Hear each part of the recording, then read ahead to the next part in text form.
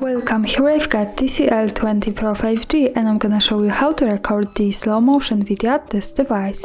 So let's start by tapping on the camera button to open it, and for now we are on auto photo mode. Let's change it by using this settings bar and just simply going to the left to more. Here we get access to more modes of this camera and one of them is the slow motion, so let's pick it.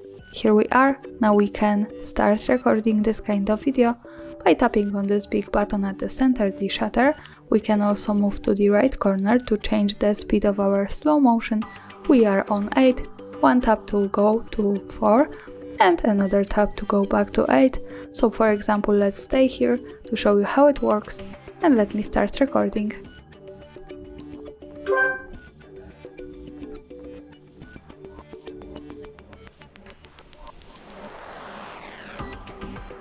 And now let's stop by tapping again on the shutter. To see the video, let's move to the left button that follows us straight to the gallery. And this is it. Let's play it by tapping on the center.